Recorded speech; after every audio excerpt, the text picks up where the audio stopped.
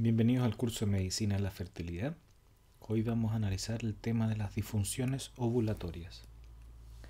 Al final de esta presentación, el estudiante será capaz de definir el concepto de amenorrea primaria y secundaria, conocer las principales causas de la amenorrea secundaria y conocer el estudio inicial de las disfunciones ovulatorias más frecuentes. Como les he dicho en las clases anteriores, esta sesión no intenta reemplazar el juicio y evaluación médica. Los instructores del método de la ovulación Billings que no sean médicos no pueden realizar exámenes físicos ni indicar exámenes de laboratorio. El instructor siempre es un aliado del equipo de salud enseñando a registrar con el método de la ovulación Billings, lo que permite un diagnóstico adecuado del ciclo menstrual. Las condiciones de la fertilidad: presencia de un óvulo sano, vías genitales permeables, endometrio idóneo a la implantación, presencia de un moco cervical que permita la nutrición y sobrevida de los espermatozoides, relaciones sexuales durante la ventana de fertilidad y presencia de espermatozoides sanos y viables. Hoy vamos a analizar de las condiciones que permiten la presencia de un óvulo sano. Una de las mejores formas de poder evaluar el ciclo menstrual, especialmente si hay ovulación o no hay ovulación, la duración de los ciclos y la duración de la fase lútea, es el método de la ovulación Billings. Es un reflejo de los cambios que hay a nivel hormonal de estrógeno y progesterona durante el ciclo. Si nosotros tenemos una mujer que está registrando y sus ciclos son regulares entre 24 y 35 días, tiene síntomas premenstruales, dolor abdominal, cefalea, cambios de ánimo, tiene una fase lútea adecuada, entre 11 y 16 días, lo más probable es que el eje, hipotálamo, hipófisis y ovario sea normal y no sea esa una de las causas que está permitiendo la infertilidad. A través del método de la ovulación Billings, nosotros podemos revisar cómo está funcionando el eje, hipotálamo, hipófisis, ovario, incluso también cómo están funcionando las hormonas tiroideas. Uno de los aspectos más importantes en la evaluación de las mujeres con alteraciones de los ciclos menstruales y la mujer que está buscando un embarazo es enseñar a registrar con el método de la ovulación Billings. Como les decía, nos va a permitir evaluar la duración de los ciclos, nos va a permitir el diagnóstico de la ovulación con el consiguiente estado y evaluación de la salud del eje, hipotálamo, hipófisis, ovario, duración de las fases lúteas y, como nos enseña la doctora Billings, es el conocimiento que toda mujer debe tener. Toda mujer, además de sus signos vitales, debe conocer si está ovulando o no está ovulando. Y aquí es importante para nosotros recordar lo que es el continuum ovárico. Desde el momento en que no hay actividad ovárica, desde que no hay actividad folicular, hasta que los ciclos fértiles completos. El continuum son las variantes normales del ciclo menstrual y puede ir desde que no hay producción de FSH y LH a producción de FSH sin LH y producción de FSH y en menor cantidad de LH, donde podemos tener folículos luteinizados no rotos o ovulación con fase lútea corta o deficiente, llegando al final a una producción normal de FSH y LH. Recordemos que estas son variantes normales del ciclo menstrual y que se manifiestan sin actividad ovárica, actividad ovárica no ovulatoria, folículo luteinizado no roto, fase lútea corta deficiente, ciclo menstrual normal, ciclo ovulatorio fértil. Y aquí va desde la niñita que inicia sus menstruaciones hasta llegar a los ciclos maduros, pero también lo que pasa con un atleta de alto rendimiento, lo que pasa con la mujer cuando está amamantando, lo que pasa con la mujer después de la píldora. Y así también la mujer puede ir desde el ciclo ovulatorio fértil hasta no tener actividad ovárica. Es importante entonces en la mujer preguntarnos en qué parte del continuum ovárico está, en qué parte de estas variantes normales está ella, pero también en qué parte del continuum ovárico debería estar. Si tengo una paciente de 80 años es lógico que yo voy a tener una paciente sin actividad ovárica. Y si yo encuentro que esa mujer tiene ciclos ovulatorios fértiles, tiene un problema. Pero si tengo una mujer de 20, 25 años que no tiene actividad ovárica, para ella sí es un problema. O si la mujer está usando pastillas, o si la mujer es una atleta de alto rendimiento, o si la mujer está dejando la lactancia, yo puedo comprender que su ciclo normal se está preparando para volver a la fertilidad. Para una mujer que debería estar en la fase del continuum asociada a una producción de FSH y LH normal, ¿qué vamos a considerar como anormal? 3 o más ciclos alterados en un año o 2 ciclos alterados consecutivos. Acuérdense de las estrellas rojas que nos van a indicar que esta va a ser una pregunta de prueba. ¿Cómo vamos a definir amenorrea? Y esto está pensado en una mujer adulta.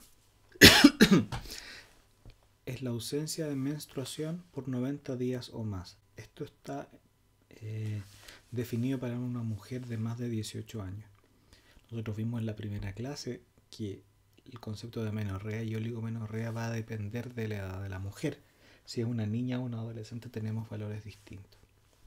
La amenorrea, les decía que es la ausencia de menstruación por más de 90 días, y la oligomenorrea son menstruaciones con una duración mayor a 35 días pero menor a 90 días.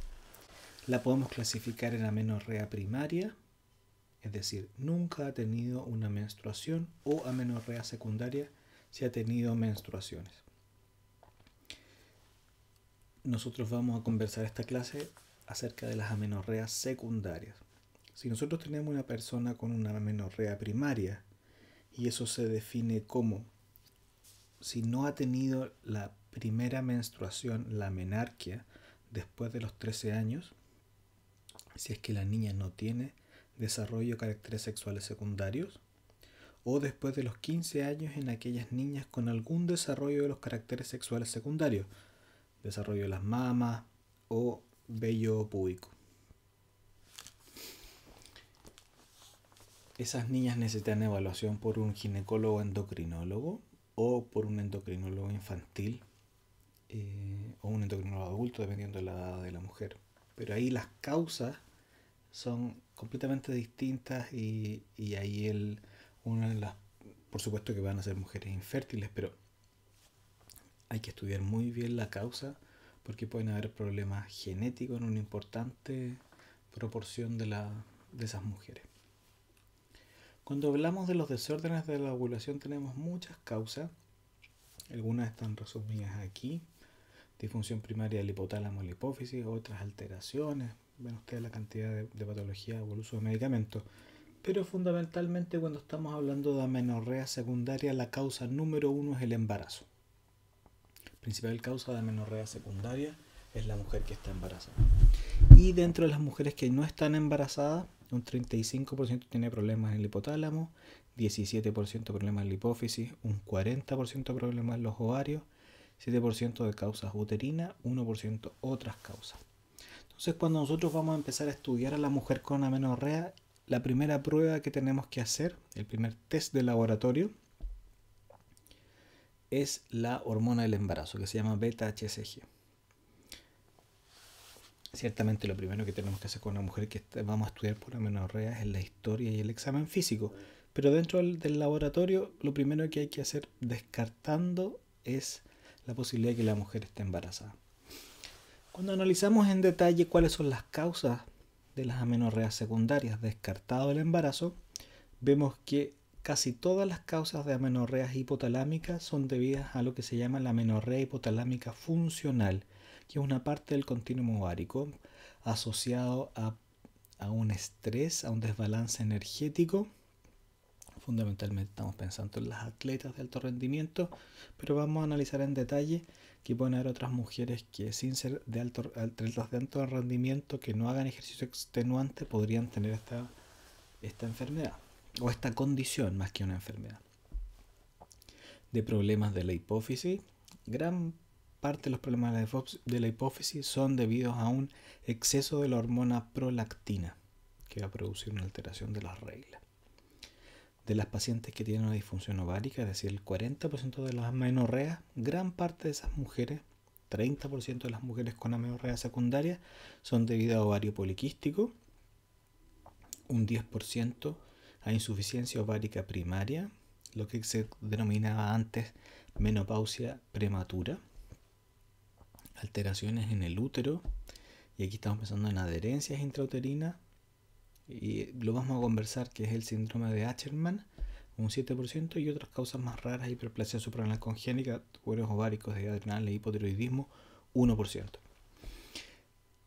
La principal causa, de las principales causas, es el síndrome ovario poliquístico, y por eso ese tema lo vamos a dejar para la próxima semana, donde vamos a analizar solamente ovario poliquístico y exceso de hormonas masculinas en la mujer, el hiperandrogenismo y el hirsutismo, que es el exceso de vello. Todo eso lo vamos a ver la próxima semana, así que no lo vamos a tocar hoy día. Por lo tanto, cuando estamos pensando en disfunción ovulatoria y amenorrea secundaria o oligomenorrea, las principales causas son síndrome ovario poliquístico, hiperprolactinemia, una disfunción tiroidea, amenorrea hipotalámica funcional, insuficiencia ovárica primaria y, por supuesto, la edad de los ovocitos. Las mujeres de mayores de 35 años, uno de los problemas que pueden tener disfunción ovulatoria o problemas de fertilidad es por la edad de los ovocitos. Vamos, como les decía, a conversar del síndrome ovario poliquístico, el hiperandrogenismo, es decir, el exceso de hormonas sexuales masculinas en la mujer, y el hirsutismo, el exceso de vello, de características masculinas, la próxima semana. La hiperprolactinemia es la principal causa de amenorrea hipoficiaria. Tenemos causas patológicas de enfermedad que producen este aumento y causas normales, causas fisiológicas. La prolactina aumenta normalmente con el embarazo, por acción de los estrógenos, también por la estimulación del pezón en la lactancia, con el ejercicio físico intenso y con el estrés. Y como causas patológicas principalmente podemos tener un tumor productor de prolactina en la hipófisis, que se llama prolactinoma, el uso de drogas que van a alterar la producción de prolactina, e idiopático, es decir, cuando no se sabe cuál es la causa. El valor normal de la prolactina es menos de 19 nanogramos por ml. Cuando está aumentada, al parecer inhibe la secreción de LH y probablemente FSH a través de la inhibición de la hormona liberadora de gonadotrofinas, la GnRH. Entonces, en este caso lo que vamos a tener es que vamos a tener bajos niveles de FSH y LH. El 25% de las pacientes con hipotiroidismo no tratado puede cursar con hiperprolactinemia. Lo vamos a analizar en un segundo, pero cuando una mujer tiene un déficit de hormonas tiroideas, hace que el hipotálamo produzca TRH, que es la hormona liberadora de tirotrofina, la que estimula las células a producir hormonas tiroideas, pero también estimula las células de la hipófisis que van a producir prolactina. Por lo tanto, podrían producirse una hiperprolactinemia secundaria al déficit de hormonas tiroideas. ¿Cuáles son los síntomas de las mujeres? Y los síntomas van a estar con relación con la cantidad de hormona prolactina que existe. Puede haber infertilidad, alteraciones de las reglas, que van a tener reglas desordenadas y llegando a la amenorrea. Pero cuando tenemos valores que no son muy elevados, una de las causas, uno de los efectos que vamos a encontrar son una fase lútea corta. Es raro la galactorrea, es decir, la salida de la producción de leche por el pezón, la cefalea, y las mujeres también se ha descrito que pueden ser alérgicas al níquel. Lo que están hechos los aros que no son de, o las joyas que no son de oro o plata, algunas mujeres son alérgicas. También algunas mujeres se ponen rojas, tienen un eritema fácilmente y sudoración muy, muy frecuente al ponerse nerviosas o en algunos momentos durante el día. Por supuesto que si vamos a encontrar una mujer que tiene cefalea, no tiene menstruación y tiene galactorrea, es decir, producción de leche, la causa más probable es la hiperprolactinemia, pero muchas mujeres no tienen todos los síntomas. Por eso siempre es importante en todas las mujeres que nosotros vamos a evaluar por una alteración o una disfunción ovulatoria, medir la cantidad de prolactina. ¿Y cómo van a estar los rangos de la prolactina? Yo les decía que lo normal es menos de 19. En general, lo que yo les hablaba de los tumores de productores de la prolactina se correlaciona muy bien con el tamaño. Los que se llaman microadenomas, es decir, un tumor que mide menos de 1 centímetro, va a tener valores inferiores a 200. Los macroadenomas va a tener valores sobre 200 y puede ser muy, muy alto. El uso de droga en general no llega a más de 150 nanogramos por ml y el resto de las enfermedades están alrededor de o hasta 200. Las pacientes con estrés, ya sea emocional, psicológico, pero también enfermedades, pueden tener un aumento de la prolactina que no llega a más de 40 nanogramos por ml. Siempre es importante que si nosotros encontramos un valor alterado de prolactina, lo volvamos a repetir para poder confirmar el diagnóstico. En los casos en que esté elevado, tenemos que hacer una resonancia magnética de la silla turca al cerebro para evaluar el tamaño de la hipófisis y también ver si hay alguna otra causa de algún otro tumor productor de prolactina.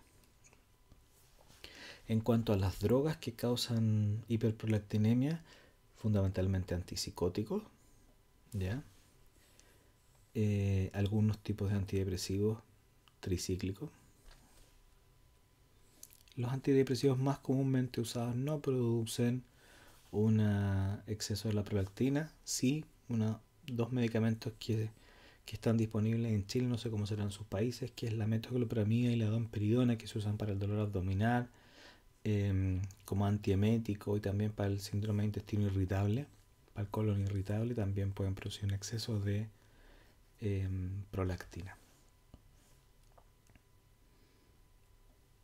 Por lo tanto, la mujer que vamos a estudiar con por amenorrea, vamos a pedir la hormona del embarazo y también los niveles de prolactina.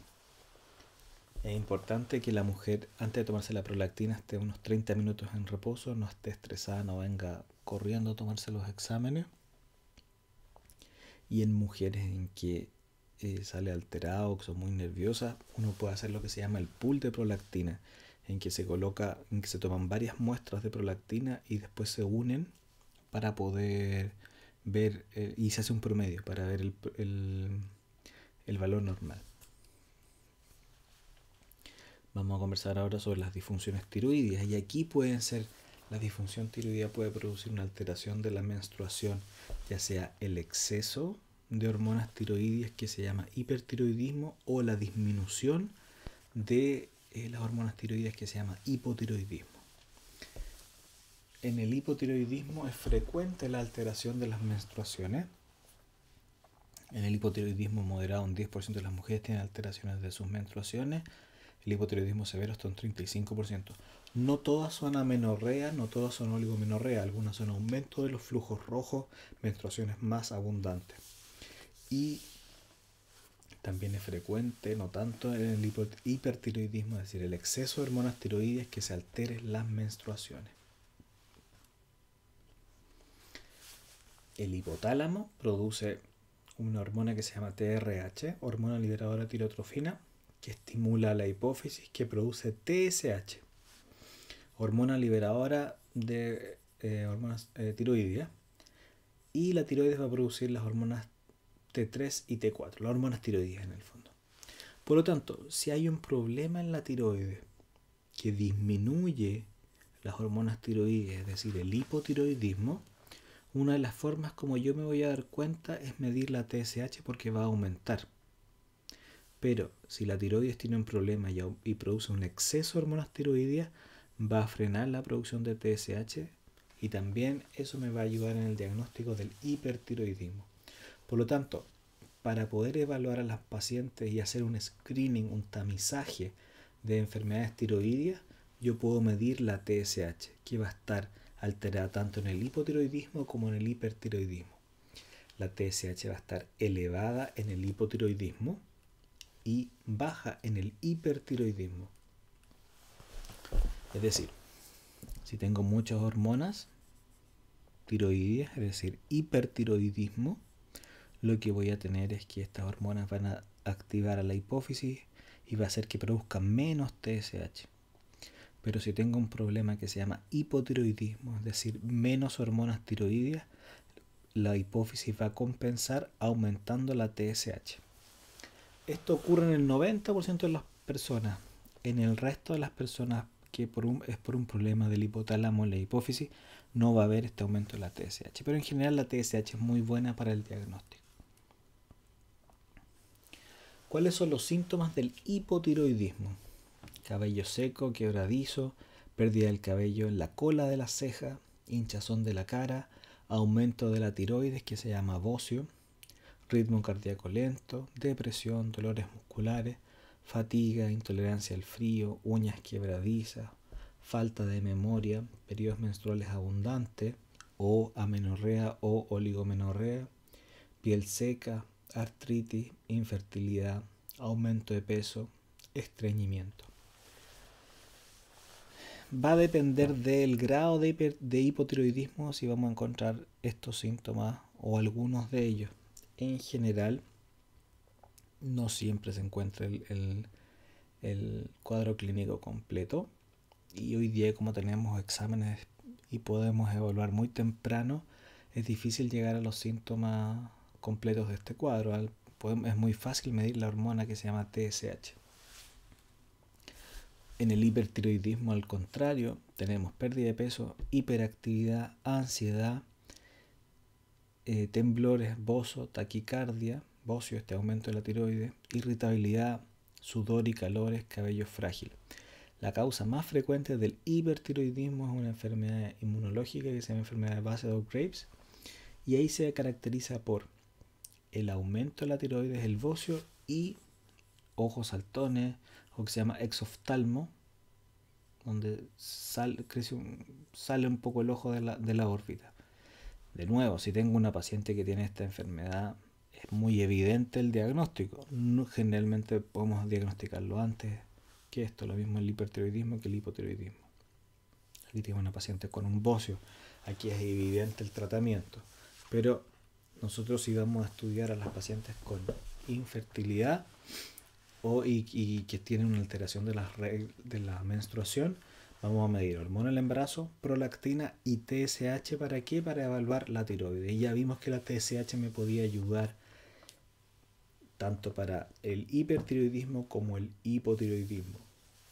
¿Ya? Y también hay mujeres que no tienen síntomas, pero tienen alteración tiroidea que se llama alteraciones subclínicas. Lo que les hablaba al principio, la amenorrea hipotalámica funcional.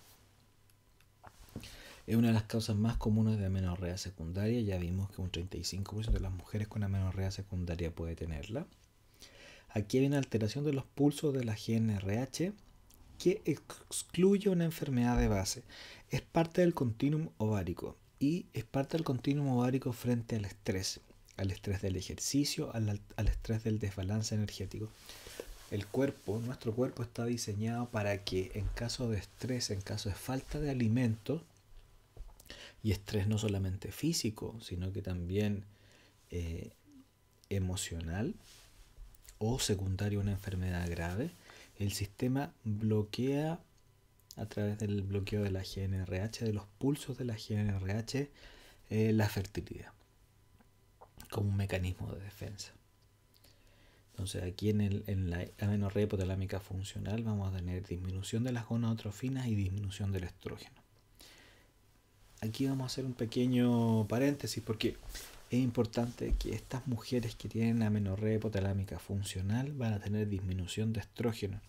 Y el estrógeno es una de las hormonas necesarias para que los huesos de la mujer tengan suficiente calcio. Por lo tanto, una mujer que tiene amenorrea hipotalámica funcional por mucho tiempo puede tener un problema de osteopenia, es decir, disminución de la cantidad de calcio en sus huesos, y osteoporosis, ya que es un grado más avanzado donde tienen más fragilidad de los huesos y más riesgo de fractura. Por lo tanto, estas mujeres necesitan un tratamiento adecuado, un diagnóstico adecuado, y si están en esta condición, la suplementación con estrógeno, si es que no mejoran.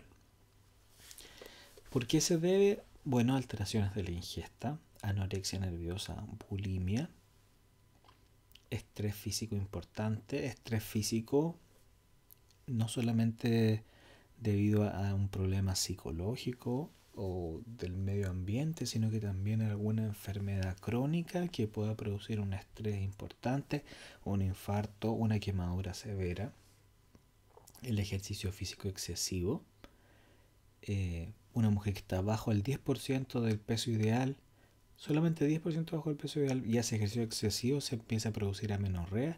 Y nosotros tenemos lo que se llama la triada de la mujer atleta. Una mujer con amenorrea, con alteraciones en el comer y osteopenia y osteoporosis.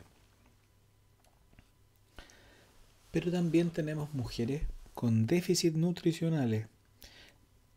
Hay un estudio que se evaluó a las mujeres y se vio que si ingerían menos de 30 kilocalorías por kilo de peso, 30 calorías por kilo de peso, se comienzan a alterar los pulsos de LH.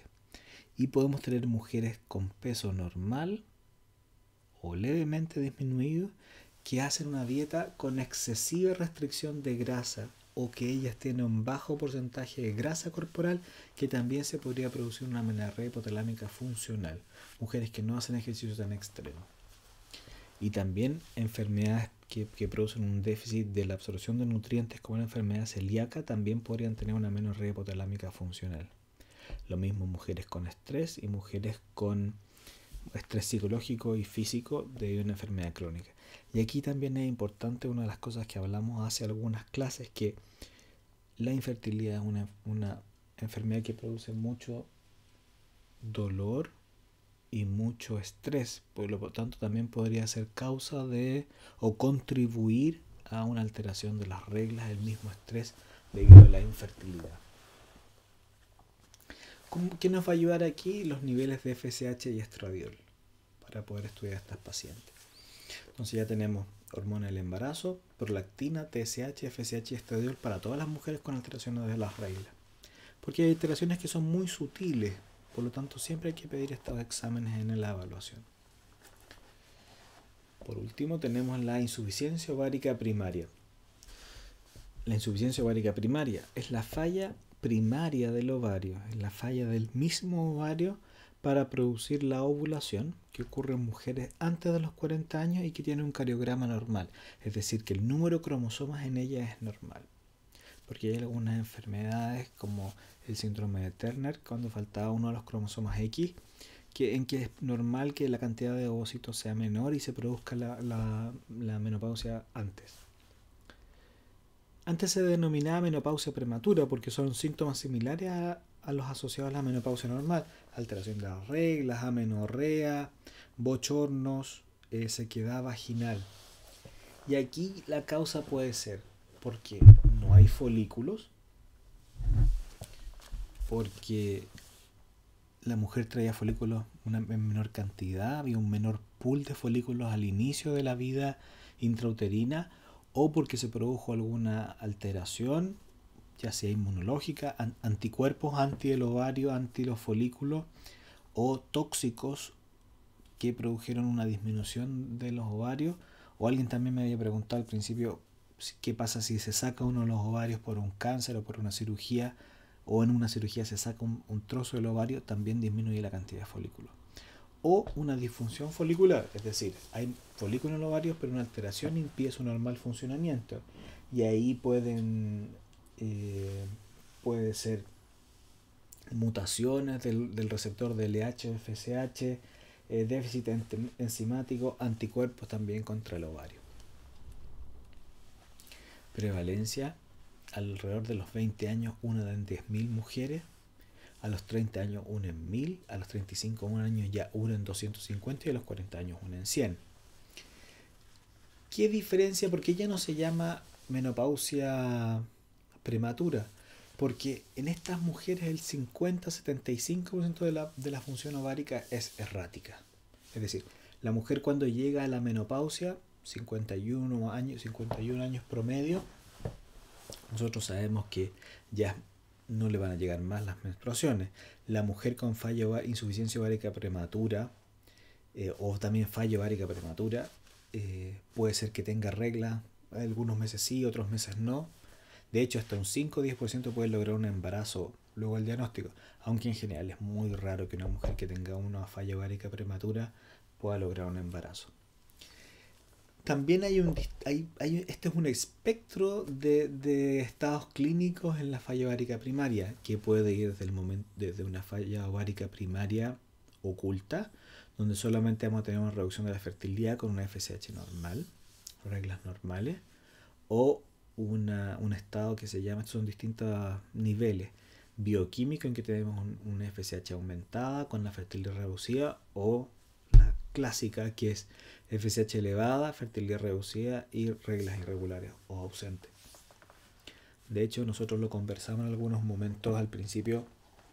Una de las razones para poder medir una FSH es evaluar la presencia de insuficiencia ovárica primaria. Por lo tanto, en estas pacientes nosotros vamos a medir FSH y estradiol. Ok, cuando tengamos una paciente con amenorrea o oligomenorrea, una alteración de las reglas, y que son 3 ciclos alterados o 2 ciclos consecutivos alterados, 2 ciclos menstruales alterados, vamos a evaluar síntomas o signos que sugieran una causa de la amenorrea. Cambios en el peso, alteraciones alimentarias, ejercicio excesivo, galactorrea. Vamos a preguntar dirigidamente la presencia de salida de leche a través de los pezones, la presencia de bochornos, acné, hirsutismo, que son signos de exceso de hormona masculina, enfermedades sistémicas que tenga la persona, historia de instrumentación uterina. Ya les voy a explicar por qué, esto último. Instrumentación, cirugías uterinas. Vamos a evaluar el examen físico, el índice de masa corporal. Acuérdense que es el peso partido por la talla al cuadrado. Signos de hiperandrogenismo, que los vimos en unas clases anteriores y los vamos a revisar en detalle la próxima semana, que es el acné, el vello, el exceso de vello corporal de distribución masculina, la alopecia de distribución masculina, la pérdida de pelo, la galactorrea. Vamos a pedir la FSH, el estradiol, la TSH, la prolactina. Y si nosotros sospechamos que hay un hiperandrogenismo, se van a medir las hormonas sexuales masculinas en el índice de andrógenos libre y otros exámenes que es la 17-hidroxiprogesterona y la de hidroepiandrosterona sulfato y la hidroepiandrosterona. Si el test de embarazo es negativo, vamos a preguntarnos, ¿está la prolactina elevada? Si la prolactina está elevada, bueno, yo les decía, vamos a volver a repetirla, y si sigue elevada, vamos a hacer una resonancia magnética del cerebro, especialmente de la silla turca, donde está la hipófisis, para evaluar la hipófisis. Si no está elevada, vamos a ver cómo está la TSH. Si la TSH está anormal, es decir, si la TSH es anormal, vamos a evaluar la enfermedad tiroidea, y ahí vamos a pedir hormonas, las hormonas tiroideas T3, T4, T4 libre, y dependiendo de los síntomas vamos a pedir algunos anticuerpos, una ecografía tiroidea y evaluarla con el especialista, el endocrinólogo. Si la TSH es normal, en el fondo, vamos a preguntarnos ¿cómo está la FSH? ¿La FSH está elevada? Y si la FSH está elevada y tenemos una mujer de menos de 40 años con amenorrea, la FSH elevada, estrógenos bajos, bochorno y sequedad vaginal, el diagnóstico es insuficiencia ovárica primaria. Si la FSH no está elevada, nos vamos a preguntar ¿cómo están los estrógenos? Los estrógenos están bajos, y si los estrógenos están bajos, se llama hipogonadismo hipogonadotrófico. Acuérdense, la gónada, que es el órgano sexual, ya sea masculino o femenino, en el caso del varón es la gónada del testículo, en el caso de la mujer es el ovario. Hipogonadismo, es decir, una disminución de la gónada. Hipogonadotrófico, por disminución de las gonadotrofinas. Y aquí principal causa, amenorrea hipotalámica funcional, pero acuérdense que el diagnóstico de amenorrea hipotalámica funcional es una vez descartado todas las causas que podrían producir amenorrea, oligomenorrea, alteración de las reglas.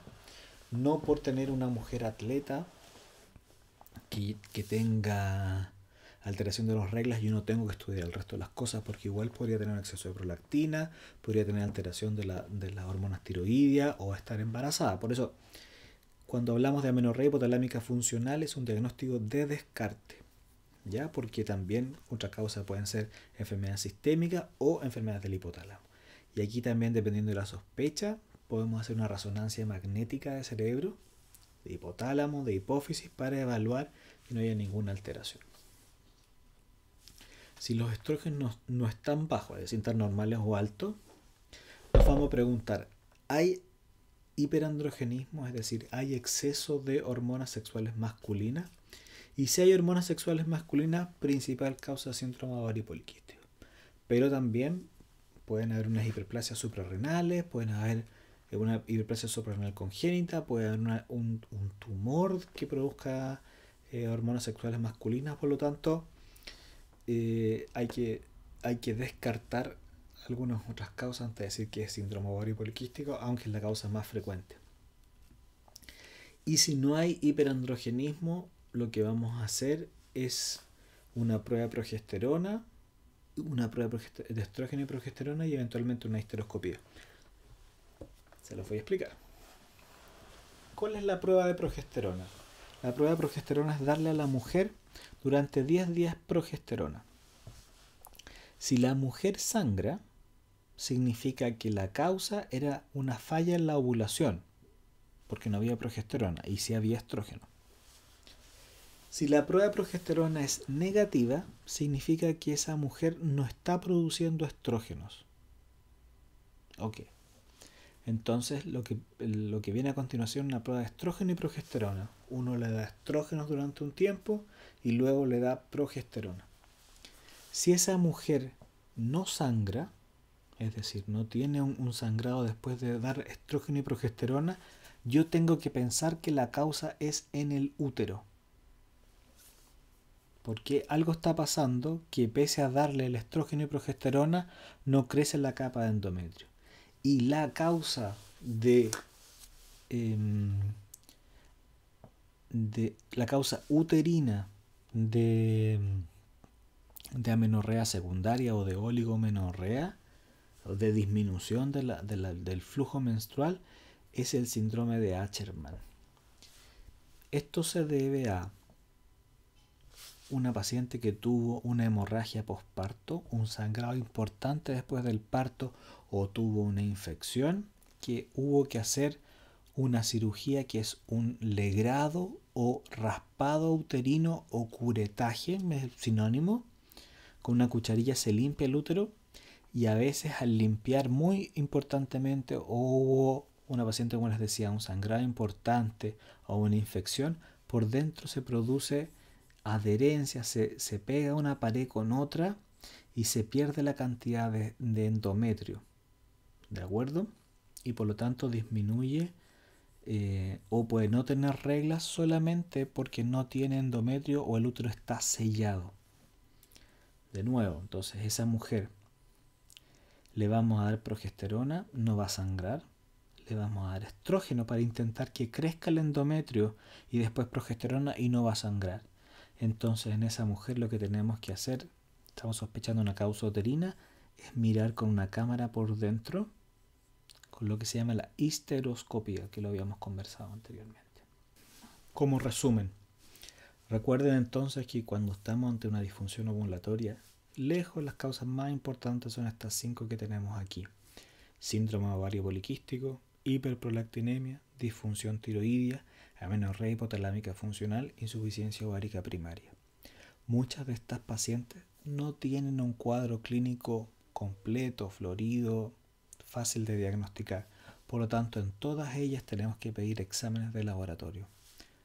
Beta-HCG para descartar embarazo, que es la principal causa de amenorrea secundaria. Prolactina para evaluar los problemas de la hiperprolactinemia, TSH para evaluar problemas de tiroides, FSH y estradiol, que nos van a ayudar en la amenorrea hipotalámica funcional, en la falla ovárica prematura, en la insuficiencia ovárica primaria.